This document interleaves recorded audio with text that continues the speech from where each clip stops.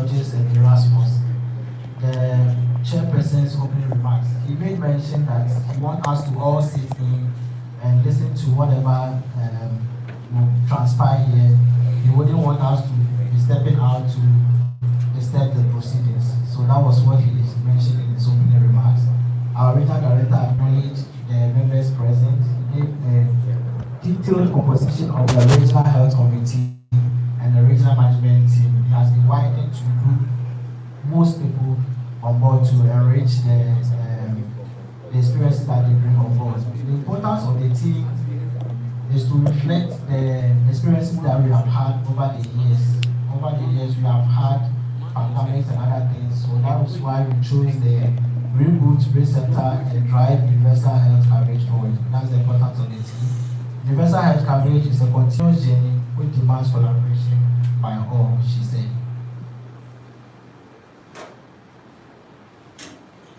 So these are the speeches that we heard yesterday.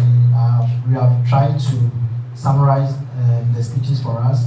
So regional director's speech, she made mention of rebooting, saying that it's a deliberate reset that demands a 24-hour service delivery, especially to the SOPs when we are delivering our services. That one will prevent us from going to court and finding ourselves wanting.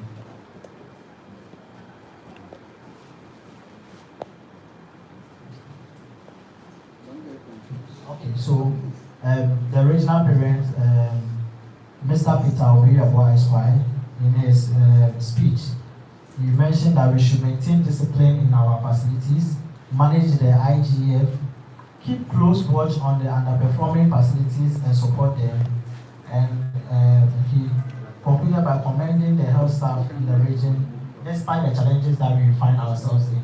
We know we are finding ourselves in a lot of challenges, but still we are trying our best to deliver health service to the regional health service, have collaborated to ensure that there's transparency in claims submission, continue to support health facilities with their claims submission, and commended the leadership of the RIG, particularly our regional director of health service, for ensuring that there are some successes short with respect to NHIS in the region. St. John's Ambulance and APR Fremont advised that we should try as much as possible to bring our staff to their facility to be trained on first aid training. She encouraged us to have at least a first-hand skills on what to do when accidents occur. We shouldn't be taking our phones to be taking pictures, but rather perform simple activities that will help prevent further casualties. Ankapho Psychiatric Hospital, another stakeholder, came and spoke briefly. The hospital has collaborated with Ghana Health Service to train mental health workers across the region. They are admonishing us to take mental health seriously, not just any other health, but mental health seriously in our facilities. Mental health should be a central part of our health services. Then we moved on to our holistic assessment report. It was done beautifully by the Ashanti regional team. The region scored 4.1, representing a highly performing region. They were assessed on 3 objectives, as you can see on the board: objective 1, objective 2, and objective 3. They showed us some of our strengths and our weaknesses. For the strengths, strong performance immunization indicators, strong quality management structures at the hospitals, availability of functional DTCs, improved internal audit reporting and implementation of audit recommendations. And the weaknesses that we need to be looked at when we go to our various facilities: reduced funding to the region due to the withdrawal of the USAID, that's the Trump government; poor attendance to the wellness clinic that is happening everywhere, including RHD; inadequate critical staff in the region, that we hope that our headquarters will take it up for us. Then we had the keynote speakers addressed by Professor Anthony Adofo-Ofusu, who is the former DDG and now a lecturer at UHAS. He emphasized the importance of UHC, that Universal Health Coverage, to mean that offer a range of services to everyone without suffering from catastrophic expenditure. So that anyone that goes to the hospital, we don't want you to come back poor. At least you have to have some money in your pocket, and that is why NHI has come to be a vehicle for that matter. Regardless, UHC is being faced with the double burden of diseases, that is the non-communicable diseases and the infectious ones. That is what is really affecting the universal health coverage. And for this reason, the team reboot, recenter, and drive universal health coverage forward. And the reboot, he said that you should be facing facts and fixing the fundamentals to prevent catastrophic expenditure on households. Ensure that coverage is matched with quality, very important. And the race center, he mentioned that change our services to reflect people-centered care, particularly at the primary level, as I have said already. Strengthen the chiefs through staffing and reduce long waiting time. So managers here, when we go back, we are trying to say that when our clients come to our chiefs zones, they shouldn't wait forever to receive care, but we should reduce the time. The driving towards universal health coverage, he highlighted 5 accelerators for it, and that each of the accelerators, he gave tasks to be performed to achieve them. Number 1 was the finance what markets and protect households. You see the tax under it. Reduce primary health care for quality, not just contact. So we are encouraging the creation of district dashboards, interact with communities to fix basic problems like long waiting timing, like I said. Language barriers, yes, we can't be in our villages, in our communities, and then we'll be speaking English or other languages that the clients don't understand, and we expect them to get the best quality service that we are rendering. We have to come to their level, speak their language, and we will get the result that we need. Act on the double burden, like I said, the non-communicable disease and the infectious disease. We have to take particular attention to them because they are really affecting the universal health coverage. Then go digital. Drones as a logistic complement and telemedicine adoption. We can use telemedicine to render services in the rural areas. Specialists are in the cities. Let's then take the telemedicine to them so that they will use it to impact lives in the rural areas. We had 2 launches yesterday, the RAMCAI and the HHFA, and that's the beautiful pictures displayed there. We had a peer review awards.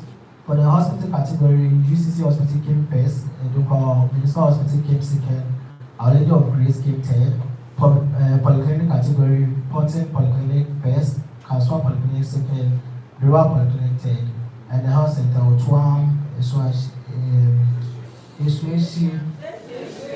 yeah, sorry.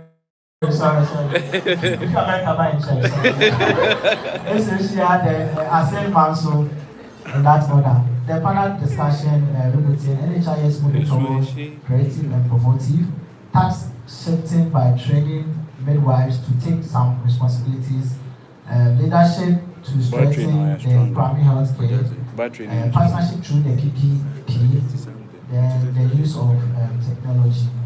Yeah, so these are some of the beautiful pictures. You can see our beautiful mother sitting right there, the culture group, the choir, and some of the delegates there. Yeah, so this is the end of the presentation. Thank you.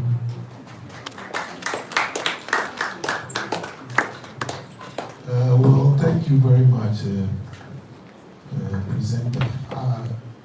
For me, where I sit, I think it's been a very comprehensive report that is given us from the previous days' activities. But having said that, I think you are also give the opportunity to there are issues that you think were missed out in the presentation that was done, or if there are any corrections, you can also ask it to feed us in.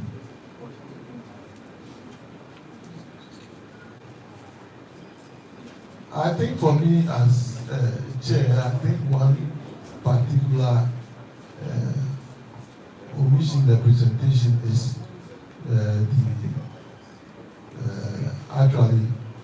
the panel discussion. I didn't hear him. Did he mention the panel discussion? Yes. Okay. I feel we need a discussion, and I don't think it's been.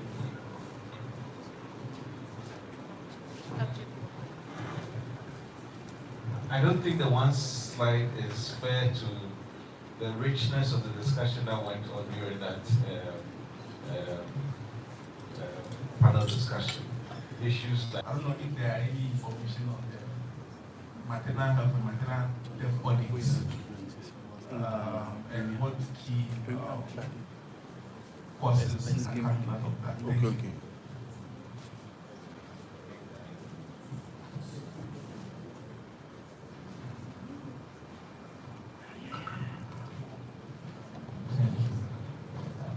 My name is Aaron. I would like to find out at the region our HIV 95-95 strategy, 95-95, where have we got into as a region? And again, it will be interesting to note our top 10 admissions as well as top 10 deaths, because they highlighted OPD as well as service, but they didn't highlight the deaths and the admissions. Thank you.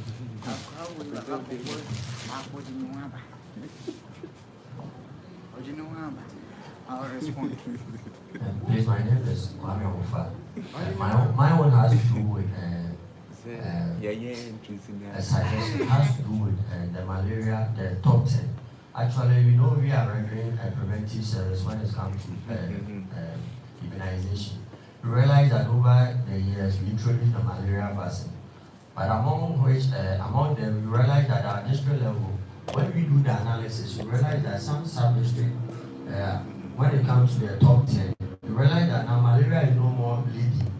But at the regional level, we saw that malaria is still leading. So I would have wished it maybe in our next gathering, we do the analysis of the malaria in terms of children under 5, then compare that one to malaria vaccine, then see the impact of the malaria vaccine on the ground. Then also, I think a year ago, we realized that skin disease had become a resolution of which the WHO then accepted as a public health concern. So I would have wished if that skin disease, which also formed part of the top 10, could have been a segregation for us to see actually among the skin diseases that are coming to our facility. Thank you. All right, okay, so I think we have 3 questions. And the first one was, why more women are dying? And thinking that vis-a-vis whether there's also a corresponding increase in maternal deaths. And the second one is about the HIV 95-95 strategy. And I think the third one was more about suggestions and going forward, how the presentation should be. So can we take the answer for why more women are dying and whether it has been any corresponding increase with respect to maternal deaths? Okay, thank you so much. For women, if you look at the OPD attendance, you can see that a lot of women attended more than men. So it corresponds.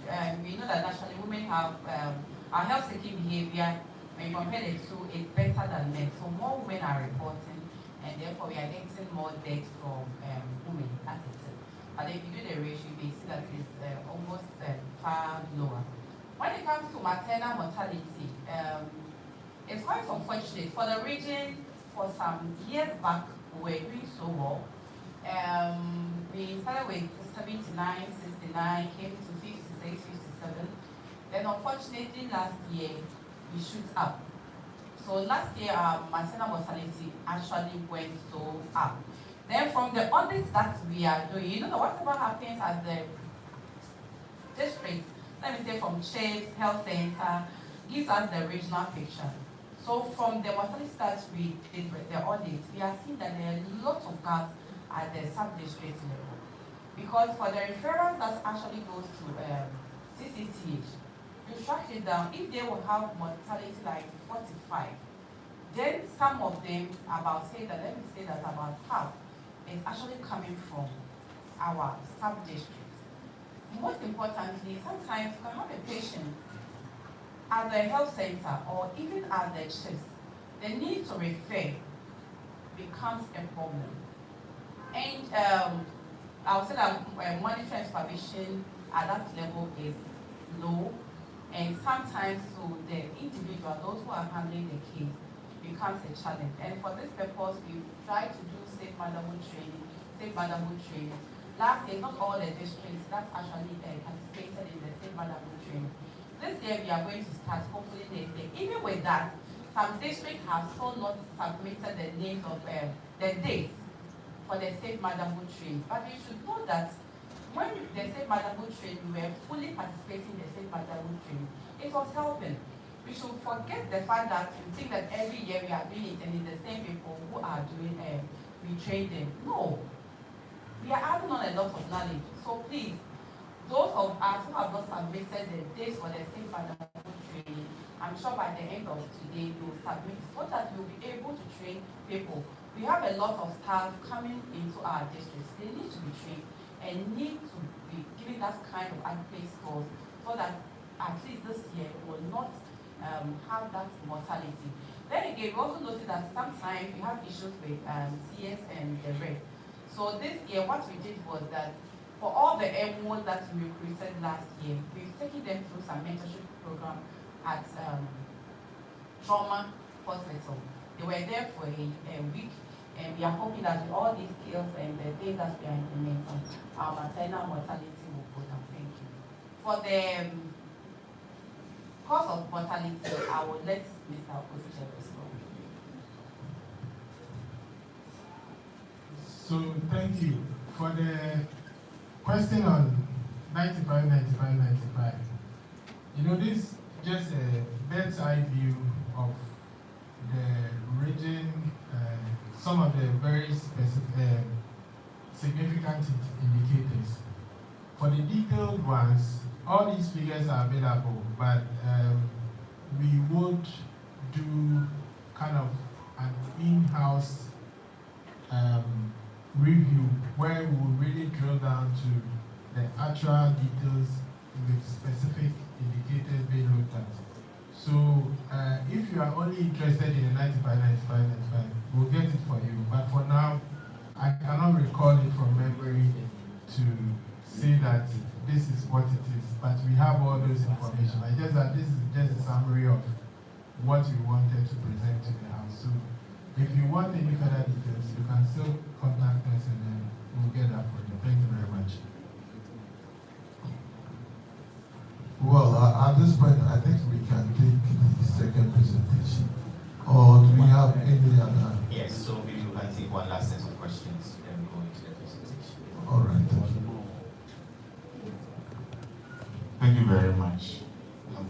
Mine is in two parts. The first has to do with the percentage of deaths, that is the distribution between men and women, vis-a-vis the inpatients. I think if you look critically at the data, it's actually more men are dying in our facilities than women because % of the deaths are men. It means that the men are coming in with very serious conditions and the women rather are being saved. So I think that that should inform our strategies and how we target the men in our communities and in our facilities. So that goes to Regional Director's vision of men's health. I think we should need to really prioritize men because looking at the data, it doesn't really correspond with the maternal mortality. Another issue is about the maternal health, the maternal mortality issues and referrals. I want to look at it, let's look at it at the network of practice policy level. The truth is that referrals are made better when facilities involved, that is both the referring facility and the recipient facility, have a very good relationship. It really helps a lot. Now the network of practice, network is more about relationships. You connect better with people who you are on good terms with. So the thing is, within our district and our networks, what is the relationship between the facilities in the district and even outside the districts, so that we have that already established connection even before the cases come. Because sometimes you hear, oh, the case is coming from a chief zone, and And then the receiving facilities are complaining about this particular facility, these people there, whenever they call, the cases are bad. But the truth is that the hospital understands some of the issues happening in those facilities and what efforts are we all making to solve those issues, instead of saying that this health center is, troublesome. What have we done at the receiving end to help them to get better? And I think it all goes into the networks of practice. So instead of seeing ourselves as separate facilities, even if you are in a different district, you need to look at all the referring facilities as vital arms, where you can go there and ensure that some things that, because we don't wait for the issues to come, then during audits, we talk about all the wrong things, and then we all go to sleep, and it happens again. So I think that we need to really take that personal. I do that. So that whatever happens as the receiving facility, take it as a responsibility, because when the patient comes to us, it is our responsibility, no longer the referring facility. Exato. All right, so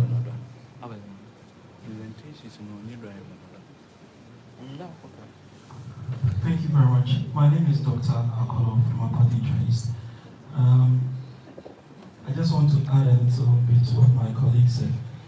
Usually we know women have better seeking behavior than men, but if the data is showing that more women are dying than men, then it's something that we need to analyze further.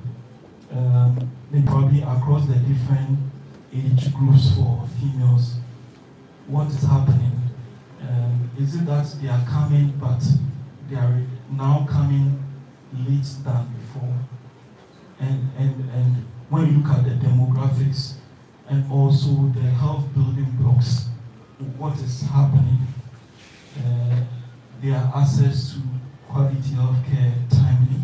And sometimes you analyze the rural communities, you analyze the urban communities, and you see serious disparities. So sometimes a trend can be appearing for some time, but when there are multifactorial issues, that trend will change, and we need to analyze deep into it to inform decisions. Thank you very much. all right, thank you all for your comments and contributions. At this stage, I think we can.